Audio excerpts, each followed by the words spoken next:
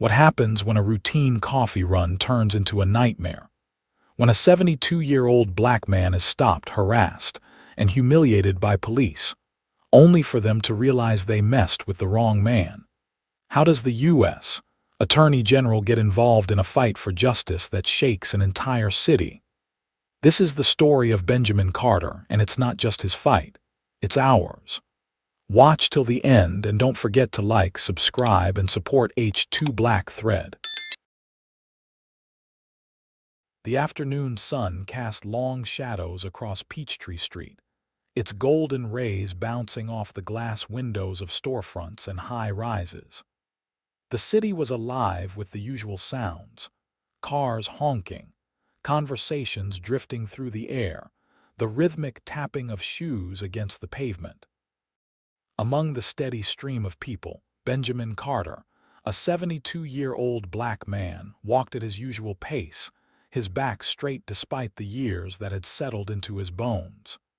He had lived in Atlanta, Georgia, for decades, watching the city change and grow much like himself. He wasn't in a hurry. He never was at this hour. This was his time. For the past 10 years, his afternoons had followed the same routine: a slow, deliberate walk to Grant's Roast, a cozy little coffee shop on Peachtree Street.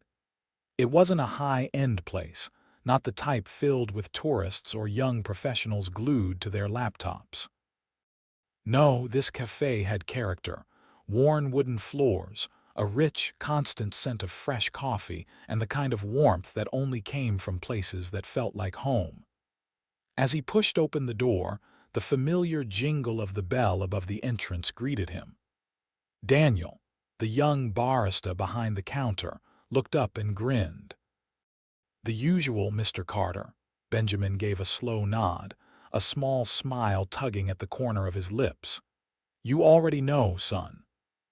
A few minutes later, Daniel set the steaming cup in front of him, a simple black coffee, no sugar. No fancy syrups, no cream, just the way Benjamin liked it. He took his usual seat by the corner window, where he could watch the world pass by while he read his newspaper. The soft hum of conversations mixed with the clinking of ceramic cups as he turned the pages, savoring each sip. It was a small pleasure, but in a world that moved too fast, these moments were his anchor.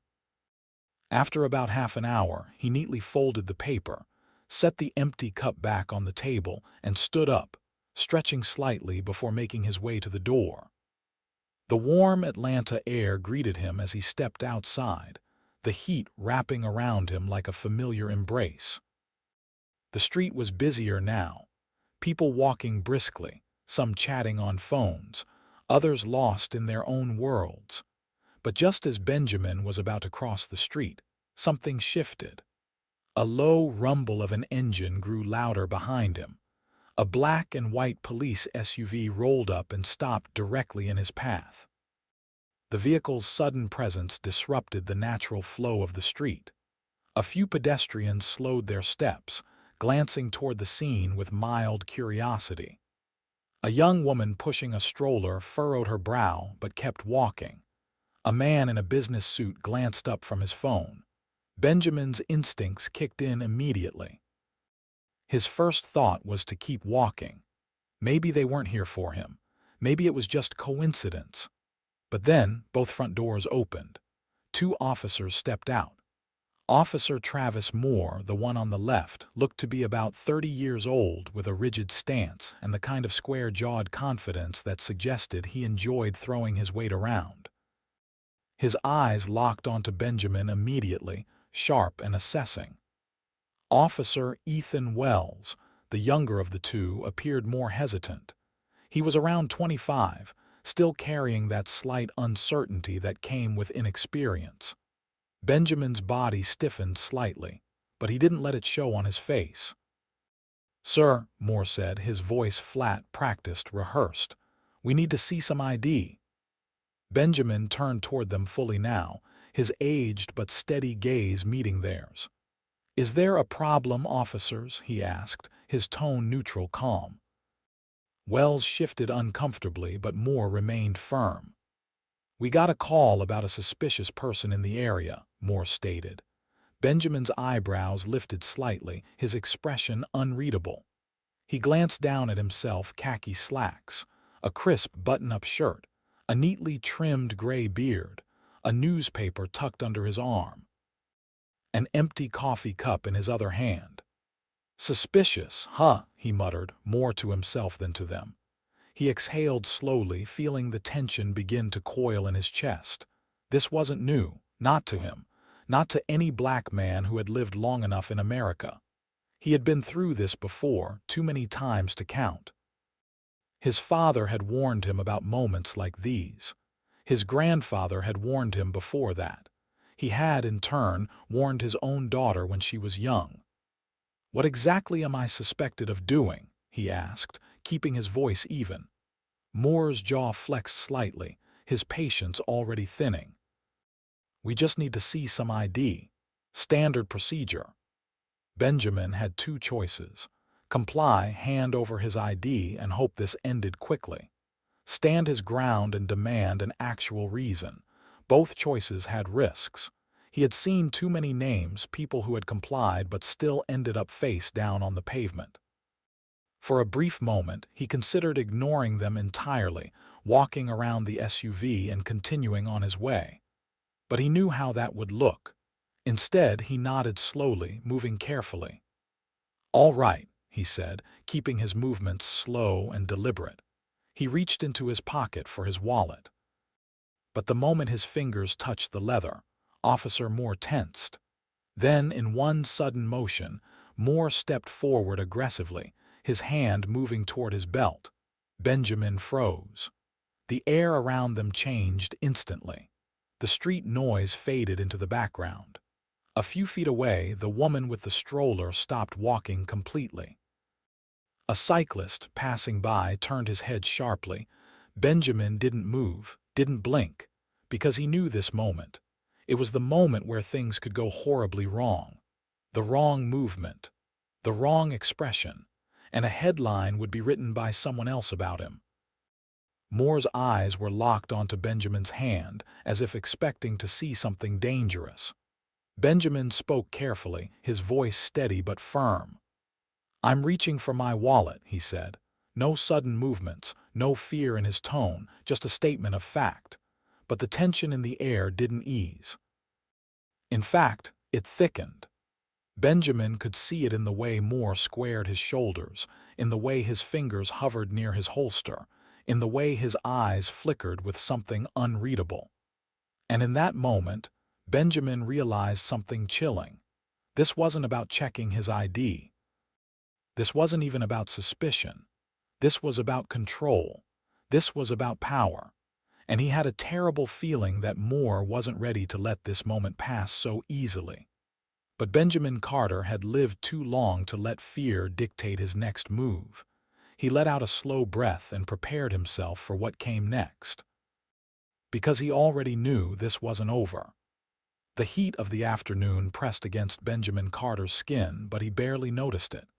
His pulse remained steady, but the air around him had changed. The energy had shifted. As his fingers brushed the leather of his wallet, Officer Travis Moore reacted instantly, his body going rigid, his hand moving toward his holster. Benjamin froze, his instincts kicking in. He had seen this moment before, not just on the news, not just in grainy phone recordings gone viral. He had seen it in history books, in black and white photos of men who never made it home.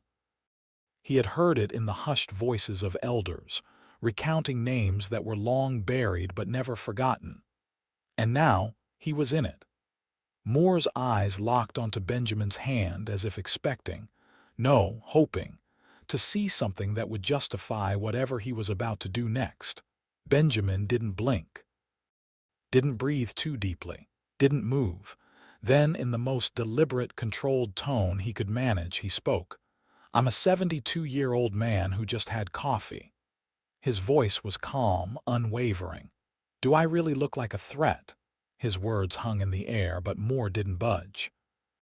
Instead, he took a step closer, his hand still hovering over his gun as if waiting for the slightest reason to act. Benjamin knew what this was. It wasn't about checking his ID. It wasn't even about him. This was about dominance, about control, about reminding a black man that no matter how old he was, how harmless he seemed, he could still be brought to his knees at any moment. And more, he was enjoying it. A few feet away, the tension rippled through the street. A woman with a stroller had stopped completely, her hand tightening on the handle. A cyclist slowed, glancing over his shoulder. A man in business attire paused, phone hovering in his hand. And then, a movement too fast. Moore lunged. His hand clamped down on Benjamin's wrist, the grip rough, unrelenting. Before Benjamin could react, Moore yanked him forward, spinning him around and slamming his chest against the police car. The hard metal bit into his ribs. A collective gasp came from the small crowd forming nearby. Benjamin's mind raced. He had done nothing wrong. This wasn't just about an ID anymore. Moore wanted this. He wanted to show power, wanted Benjamin to resist, to push back, just a little, so he'd have a reason to escalate further. Benjamin refused to give him that reason. Instead, he stayed still, his breath controlled, his muscles tight. "Sir," a voice rang out. It was Officer Ethan Wells, the younger officer. He had taken a step forward, his face uncertain. "I don't think—" "Stay out of this, Wells," Moore snapped, his grip tightening on Benjamin's arm. Wells hesitated. He wasn't comfortable, that much was clear. But Benjamin knew hesitation wasn't enough. It wouldn't stop Moore. Only power would stop power. A sharp scraping sound filled the air. A phone being pulled from a pocket. A camera opening. A record button pressed. The first bystander raised their phone, capturing the moment. Then another. And another. Within seconds, at least 5 different phones were recording. "Why are they stopping him?" A woman in a nurse's uniform whispered to a man beside her. "He wasn't doing anything," someone else muttered. Moore knew it too. Benjamin could feel the shift in his grip, a flicker of uncertainty, a split-second realization that he was no longer in complete control. Because now the world was watching. Still, Moore wasn't done. His breath was hot against Benjamin's ear as he spoke in a low, controlled voice. "You don't want to make this difficult."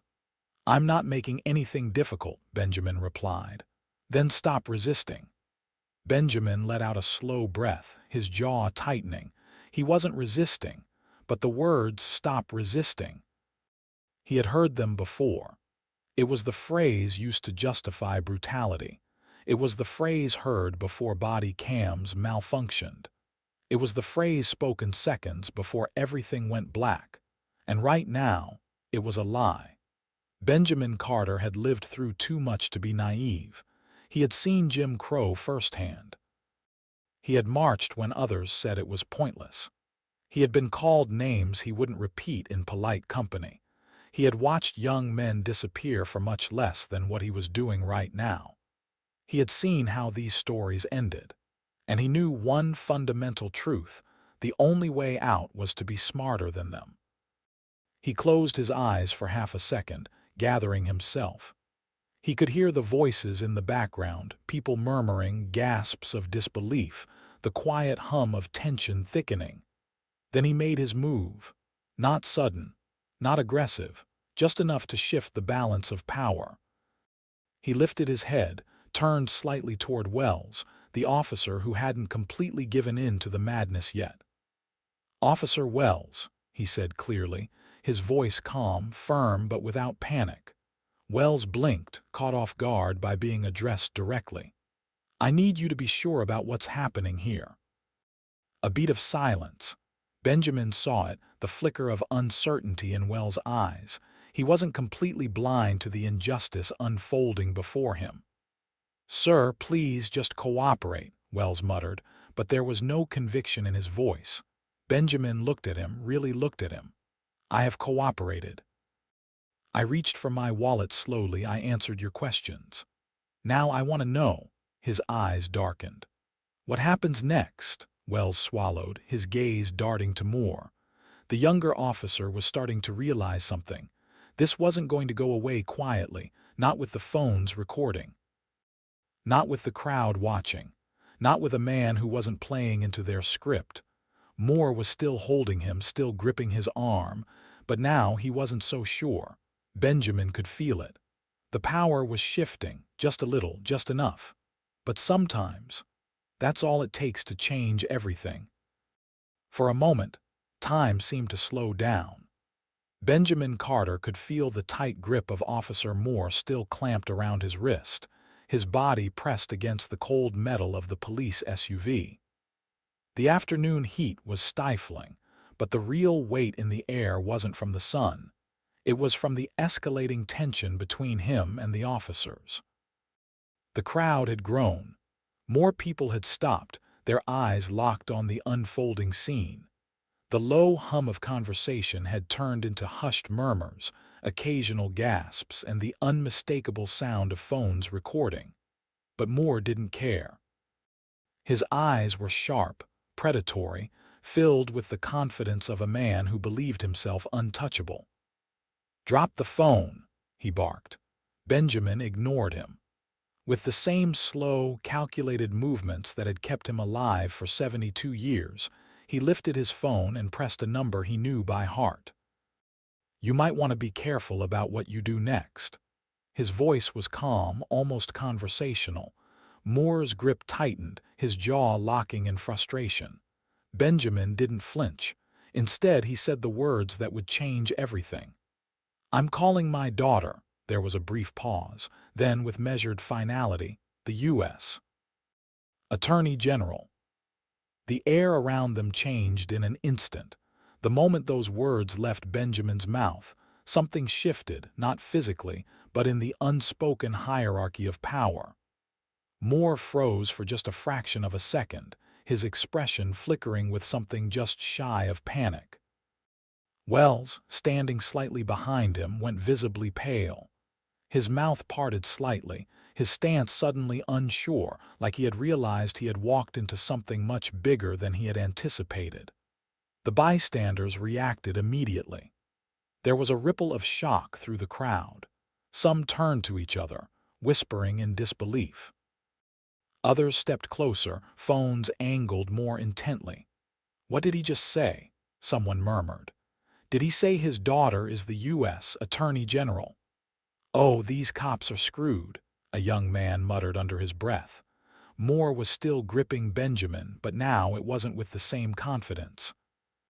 Now there was doubt. Benjamin pressed the call button. 1 ring. 2 rings. Then a sharp, authoritative voice came through the speaker. "Dad, what's wrong?" The crowd grew silent. Moore's fingers twitched, his confidence visibly crumbling. Benjamin didn't hesitate. He lifted the phone, holding it up so everyone, especially the officers, could hear. "I'm outside Grant's roast on Peachtree Street," he said, his tone steady. "2 officers stopped me without reason. They're demanding my ID, and one of them just shoved me against their car." The commanding voice on the other end hardened instantly. "Put me on speaker." Benjamin obliged. The moment her voice rang out in the open, it sliced through the air like a blade. "This is Olivia Carter, U.S. Attorney General of the United States." A stunned silence followed. Moore's jaw tightened, but Wells looked like he had just been punched in the stomach.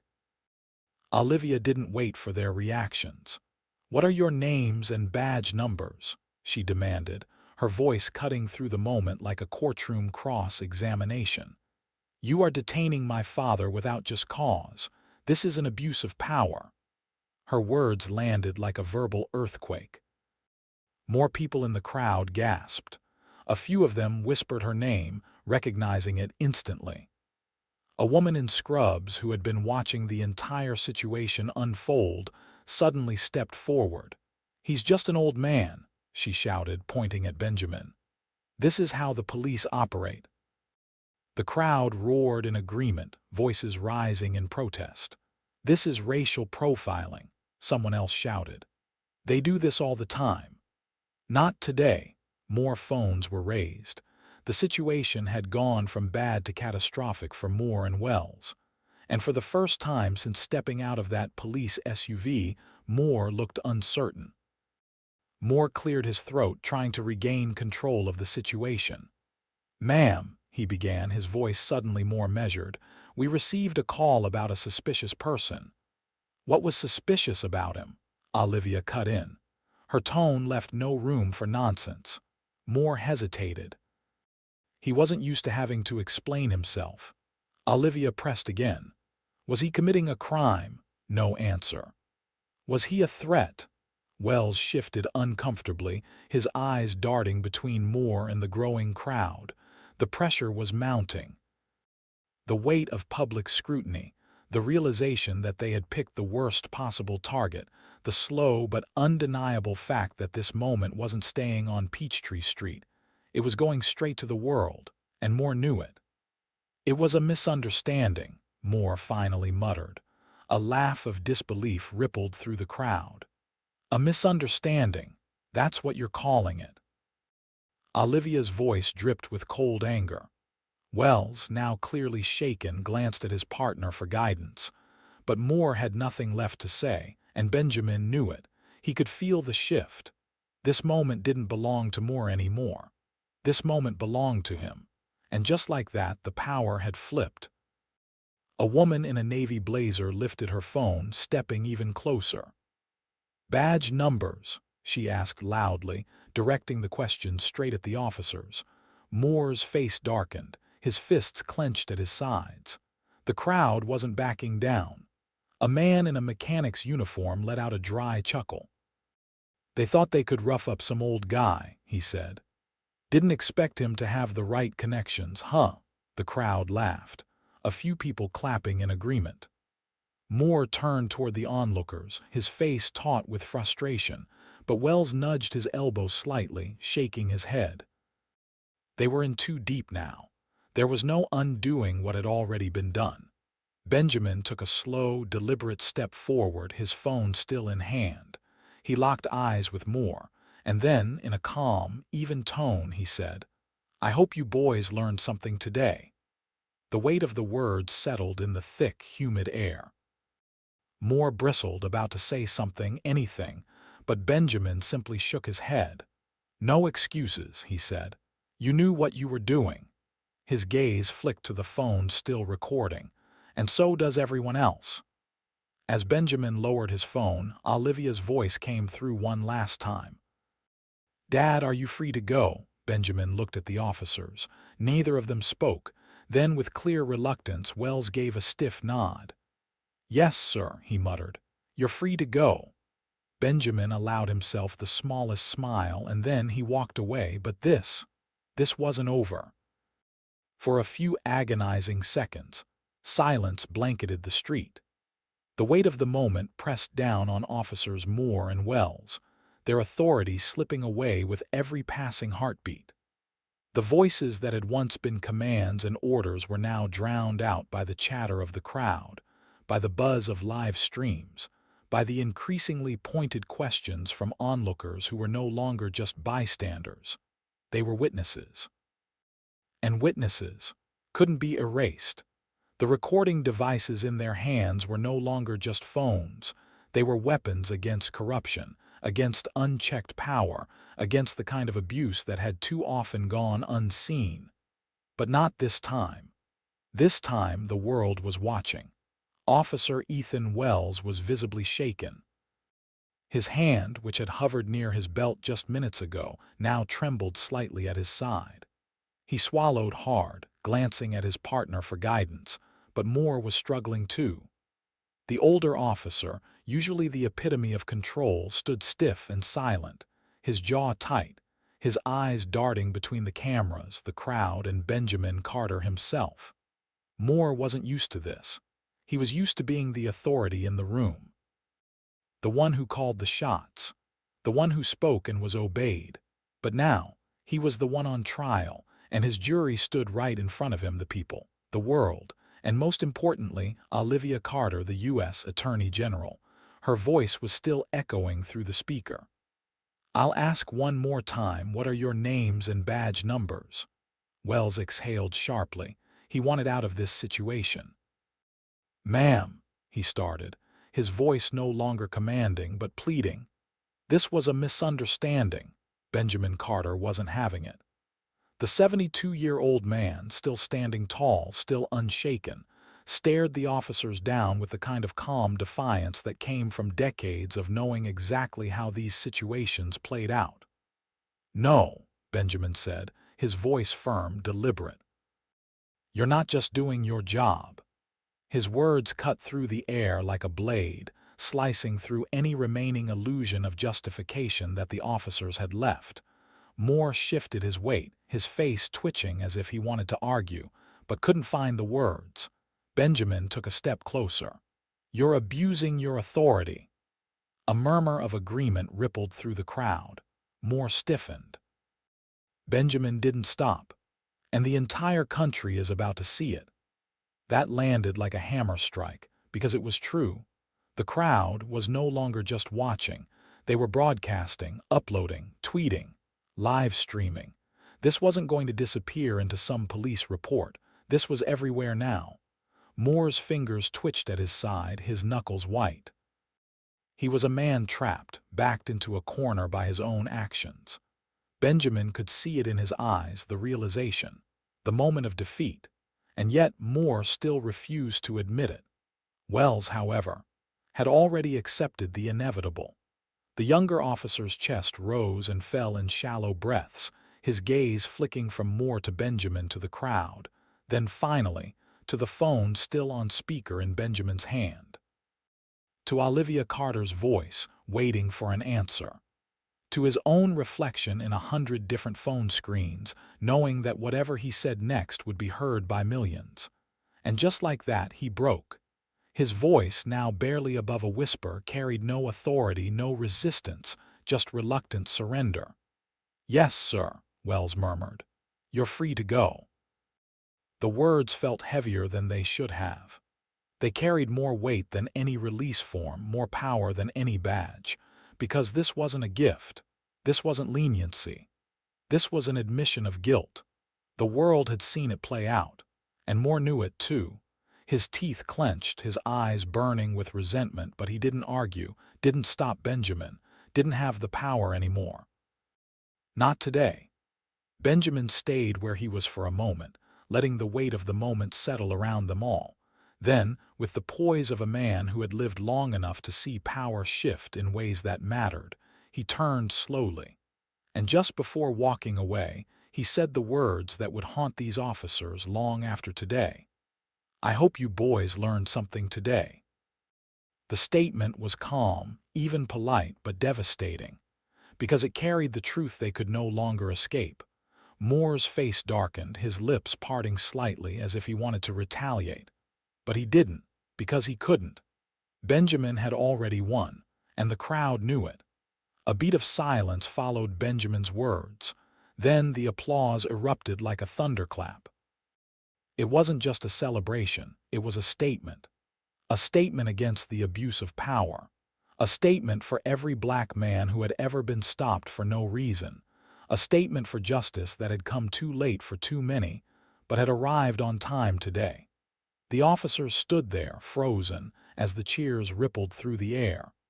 People clapped, whistled, raised their fists in defiance. A woman in scrubs shook her head in disgust and said loudly, "This is exactly why we don't trust cops." A young man in a mechanic's uniform smirked. "Yeah, bet they're rethinking their career choices right about now." Someone laughed. Someone else muttered, "This is going viral." And somewhere in the distance, a news van pulled up to the curb, because the story had only just begun. With his head high, back straight, Benjamin finally turned and walked away. Not hurried, not afraid, not with his hands up, but with them exactly where he wanted them to be. He was leaving on his own terms, and the officers didn't stop him, didn't say another word. They just stood there, absorbing the full weight of their failure. Moore's jaw twitched, his fists clenched, his face taut with frustration. Wells, avoided looking at the cameras altogether, because they knew whatever excuse they tried to come up with later, whatever damage control they attempted, would never erase what had just happened, and Benjamin Carter had made sure of that. As Benjamin walked down Peachtree Street, he felt his phone vibrate in his pocket. A text from Olivia. It was just 3 words. "We got them." And as he turned the corner, stepping back into his own life, he allowed himself the smallest of smiles, because this fight wasn't just his anymore. And this time, the world wouldn't look away. Benjamin Carter unlocked his front door and stepped inside his modest home, feeling a wave of exhaustion settle over him. His legs were sore, his back ached from the unnecessary roughness of Officer Moore's grip, but his mind was racing. He had barely set his keys on the table before he noticed the buzzing of his phone. The sound had been nearly constant since he left Peachtree Street, vibrating with incoming calls, texts, and notifications. He didn't check them. Not yet. Instead, he did what he had always done after a long day. He walked to his favorite chair by the window and sat down, but before he could even exhale, his television screen caught his attention. And there it was, his name, his face, plastered across every major news station in America. The bold red banner stretched across the bottom of the screen, breaking news: Atlanta police accused of racial profiling. U.S. Attorney General intervenes. The footage played on loop. Moore's aggressive grip, Benjamin's defiant stance, Olivia's voice slicing through the tense air, demanding accountability. The moment the crowd turned against the officers, it was all there, undeniable, unfiltered, inescapable. A news anchor dressed in a sharp navy suit spoke with measured intensity. "Tonight, outrage is growing after Atlanta police officers were caught on camera detaining 72-year-old Benjamin Carter without cause. The incident took a dramatic turn when Carter revealed that his daughter is none other than U.S. Attorney General Olivia Carter, who intervened in real time over the phone. A panel of commentators appeared on the screen, arguing over whether the officers should be fired, whether police reform was necessary, whether this was yet another case of unconscious bias or blatant racial profiling. Benjamin scoffed at the phrasing. "Unconscious bias," he muttered under his breath. There was nothing unconscious about what happened today. Then, the screen changed again, cutting to live footage from the streets of Atlanta. The streets were alive with anger. Hundreds of people had gathered outside the Atlanta Police Department holding signs, chanting for justice, demanding answers. Some of the signs read, "Walking while black is not a crime." "Justice for Benjamin Carter. This ends now." A sea of voices roared in unison. "No justice, no peace. No justice, no peace." Benjamin exhaled slowly, his fingers tightening around the armrest of his chair. It wasn't just about him anymore. It had never just been about him. His phone buzzed again. He glanced down and saw the name flashing across the screen. Olivia. He pressed the answer button and brought it to his ear. "Dad," Olivia's voice came through, sharp, focused, a fighter preparing for war. "It's everywhere," she said. "They're going to try to control the narrative." Benjamin chuckled softly, looking out the window at the streets below. Even from his neighborhood, he could see people gathering, talking, their eyes glued to their screens. "No," he said simply. He could hear Olivia inhale on the other end. "Dad, not this time," he interrupted, his voice carrying the weight of decades of lived experience. "They can't cover this up." As if on cue, the news coverage shifted again.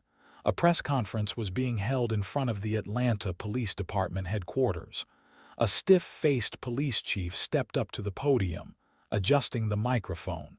He looked tired, uncomfortable. "We are aware of the incident involving 2 of our officers and Mr. Benjamin Carter. The Atlanta Police Department takes these matters very seriously, and we are conducting a full internal review to ensure that all procedures were followed correctly." Benjamin could practically hear Olivia's exasperated sigh through the phone. "Internal review," she muttered. "That's their way of saying we hope this blows over." The chief continued, "We remain committed to fair and just policing for all members of our community. At this time, we ask for patience as we gather the facts." The crowd at the press conference immediately erupted in boos and shouted demands. Benjamin smirked. They weren't buying it, and neither was he. "They think this will die down," Olivia continued, her voice calm but laced with determination. "That people will be angry for a few days, then move on." Benjamin knew she was right. They had seen it before. Trayvon Martin, Tamir Rice, Sandra Bland. Too many names, too many moments, too many internal reviews that led to nothing. But this time, it felt different. Benjamin leaned back in his chair, watching the news as the protests spread beyond Atlanta. Washington, D.C. Protesters gather outside the Department of Justice. Chicago crowds march downtown demanding action. Los Angeles thousands chant Benjamin's name. It wasn't just his fight anymore. It never had been. "So what do we do, Liv?" he finally asked. On the other end, Olivia took a deep breath, as if preparing to say something she had already made up her mind about. "We push forward," she said firmly. "We don't let them wait this out. We demand accountability and we don't stop until we get it." Benjamin grinned, the same way he had grinned when his daughter won her first case in court. "You sound like your mother." "She'd want us to fight," Olivia said softly. Benjamin nodded to himself. "Then let's get to work." The protests continued. The news cycle refused to move on. Social media exploded with outrage. And as Benjamin sat in his chair, his phone vibrating with messages from strangers, he realized something. This wasn't just about him. This wasn't just about two racist cops. This wasn't just another headline to be forgotten. This was the beginning of something bigger. A movement. A reckoning. And this time, America wouldn't be able to look away.